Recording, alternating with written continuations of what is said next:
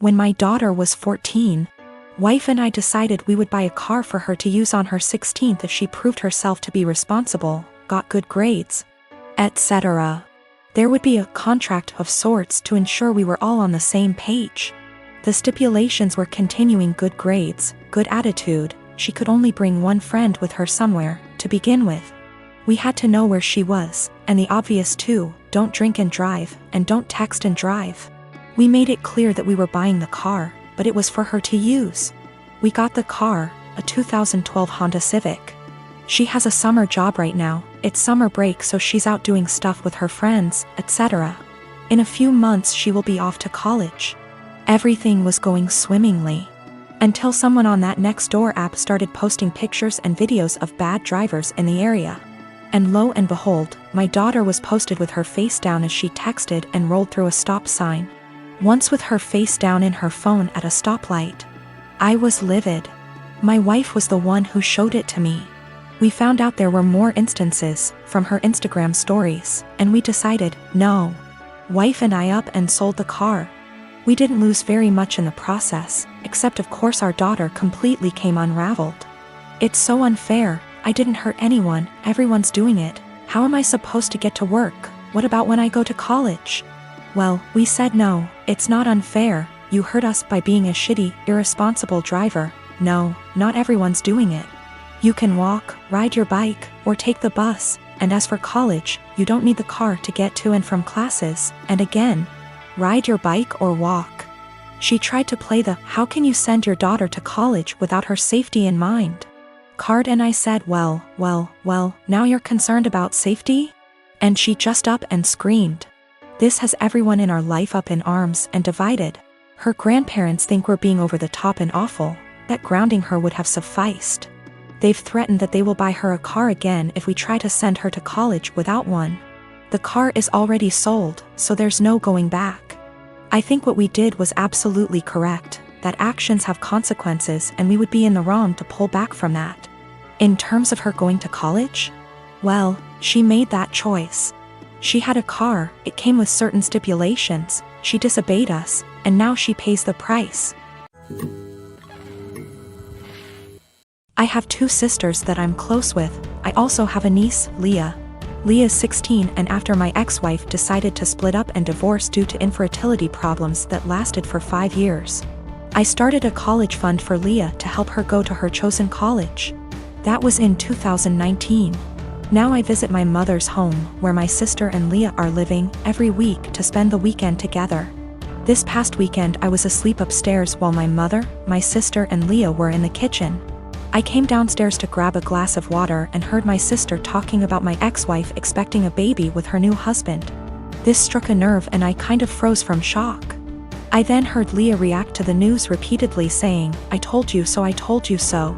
Then explained she's always thought that I was the one with a problem for not being able to have a baby with my ex. But that I was too afraid to admit due to fragile masculinity. I could not believe what she said, but what made it worse is her following statement about how my ex was smart to get a divorce, before it was too late. I went upstairs and into the room and shut the door and stayed there for hours. Mom and sister saw me about to leave and insisted to know what the problem was. I didn't want to argue, but I told them that I heard what Leah said about me. Leah stopped eating and got quiet. My sister tried to play dumb, but I told her I heard their entire conversation about my ex-wife and her pregnancy news.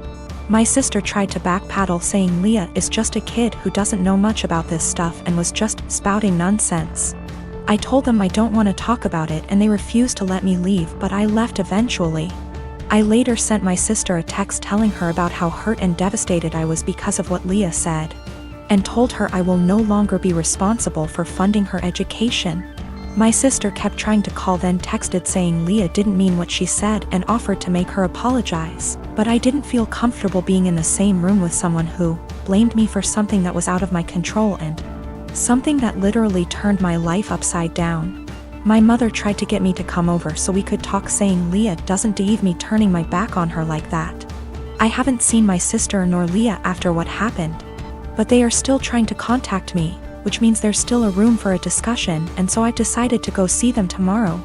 Sit down together and have a long conversation, but this I admit that I was mad when I told my sister about the college fund cancellation. I love Leah so much and see her as my own daughter. Unfortunately, her dad. My brother-in-law is deceased, and so I understand losing a parent at a young age and relate to the kind of hurt she carries inside.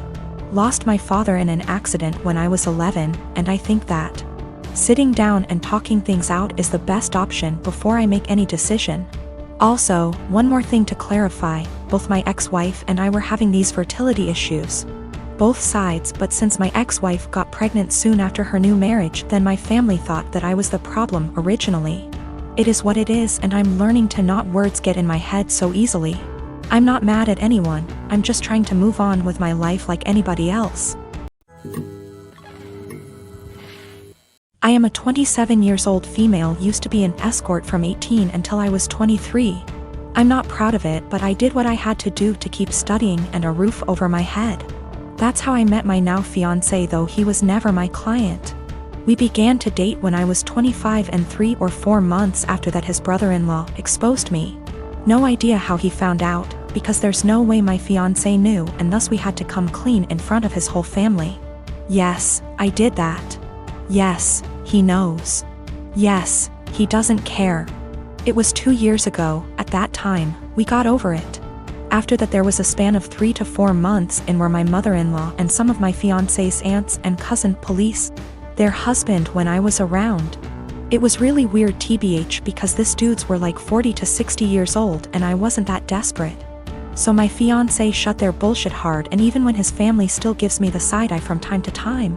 We thought it was behind us. He proposed last year, and 5 months ago we found out that I was pregnant. We were really happy about it, and we told his family as soon as we knew. His sisters and young brother were happy for us. But his mom took me aside and begged me to be honest with her and asked if this was really my fiancé's child. I was taken aback, but I just rolled my eyes and said yes. She gave me some shitty speech about how she only wanted to make sure. And that she was happy to be a grandmother. Well, last weekend we were at his parents' with his family and some of his friends, and we were talking about the name. How he might look, small talk, we will love him regardless, but there's always some, oh, I hope he gets your nose.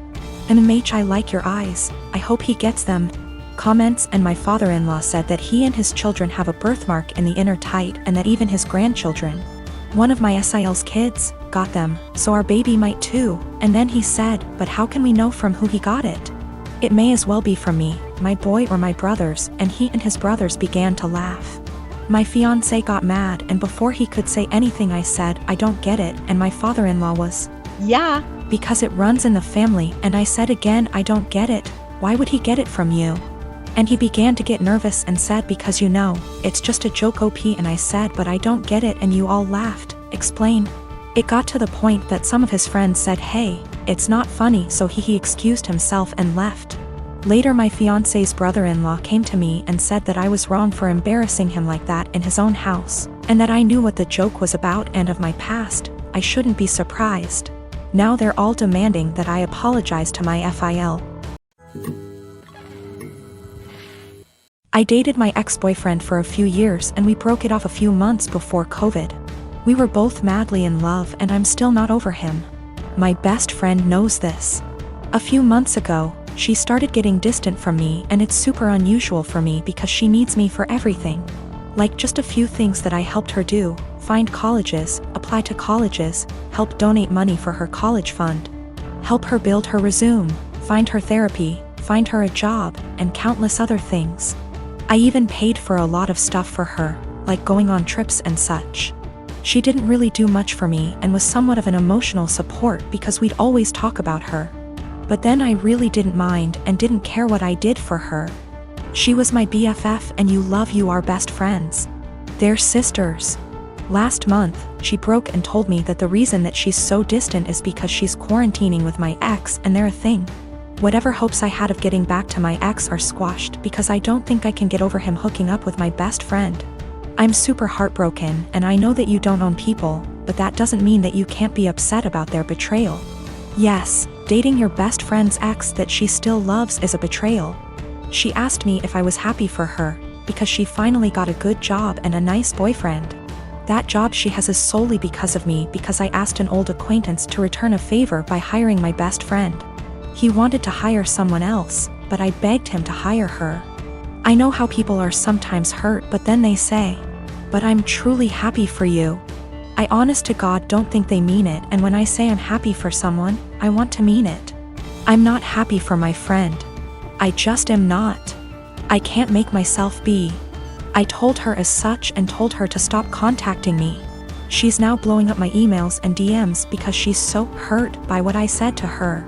My dad said that I should have just kept this to myself since I know my best friend is a sensitive person and is hurt. But what about me? Am I given a sensitivity pass because I've looked after my friend for so long? Do my feelings just stop matching at some point? She called me with the news and said that she didn't know how to tell me, didn't apologize. And then she followed it up with how she's finally doing well and doesn't have to rely on me for money since she has a nice job and also a nice boyfriend. I told her I was not happy for her. I reminded her that I got her the job, she knew and was fine with it. And that I've done so much for her over the years, and she thanks me by backstabbing me and getting with my ex. She knew that it would hurt me, and if she'd done it when I was well over him or with my permission, I'd feel differently. Then, I told her to not contact me again because clearly I'm her friend, but she was never my friend, and I want to stick with people who are supportive toward me and reciprocate my friendship.